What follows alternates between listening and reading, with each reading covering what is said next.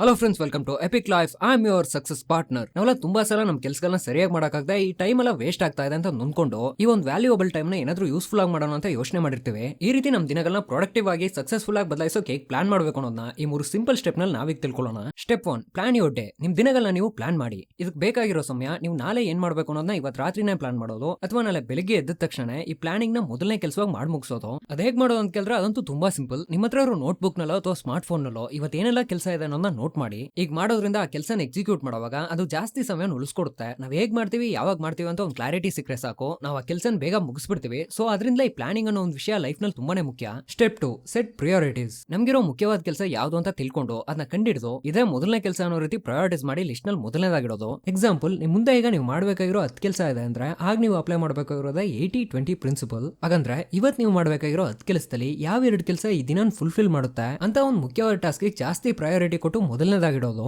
Step 3, find your most important task. ಈಗ ನಿಮ್ಮಲ್ಲೇ ಕೇಳ್ಕೊಳ್ಳೋದಕ್ಕೆ ಒಂದು ಪ್ರಶ್ನೆ ಇದೆ. ಒಂದ್ ವೇಳೆ ನೀವು ಒಂದ್ ವಾರ ವೆಕೇಶನ್ ಹೋಗ್ತಾ ಇದೀರಾ ಅಂದ್ರೆ ನಿಮ್ಗಿರೋ ಯಾವ ಕೆಲಸ ಮೊದಲನೇದಾಗಿ ಮಾಡಿ ಮುಗಿಸಿದ್ರೆ ನೀವು ಇಲ್ಲದೆ ಇರೋ ಒಂದ್ ವಾರ ಯಾವ ತೊಂದರೆನೂ ಇರಲ್ಲ ಅನ್ಕೋತಿರೋ ಅಂತ ಒಂದು ಇಂಪಾರ್ಟೆಂಟ್ ಟಾಸ್ಕ್ ಜಾಸ್ತಿ ಪ್ರಿಫರೆನ್ಸ್ ಕೊಟ್ಟು ಅದನ್ನ ಮೊದಲನೇದಾಗಿ ಕಂಪ್ಲೀಟ್ ಮಾಡೋದು. ಇದ್ರಲ್ಲಿ ಮುಖ್ಯವಾದ ಒಂದು ವಿಷಯ ಇದೆ. ಈ ಕೆಲಸ ಮುಗಿಯೋ ತನಕ ಬೇರೆ ಯಾವ ಟಾಸ್ಕ್ ನಲ್ಲೂ ಕೈ ಹಾಕ್ತೆ ನಿಮ್ ಫುಲ್ ಫೋಕಸ್ ನ ಇದರಲ್ಲಿಟ್ಟು ಕಂಪ್ಲೀಟ್ ಮಾಡಿದ್ರೆ ನಿಮ್ ದಿನ ನೀವು ಪ್ರೊಡಕ್ಟಿವ್ ಆಗಿ ಬೆಳೆಸಿದ್ದೀರಾ ಅಂತ. ಸೊ ಇದೇ ನಮ್ಮ ಚಾನಲ್ ನ ಮೊದಲನೇ ವಿಡಿಯೋ. ಈ ವಿಡಿಯೋ ಇಷ್ಟ ಆಗಿದ್ರೆ ಲೈಕ್ ಮಾಡಿ, ಕಮೆಂಟ್ ಮಾಡಿ. ನಮ್ಮ ಚಾನಲ್ಗೋಸ್ಕರ ಆಗಿದ್ರೆ ಸಬ್ಸ್ಕ್ರೈಬ್ ಮಾಡ್ಕೊಳ್ಳಿ. ನಾವು ನೆಕ್ಸ್ಟ್ ವಿಡಿಯೋದಲ್ಲಿ ಮೀಟ್ ಮಾಡೋಣ. ಬಾಯ್.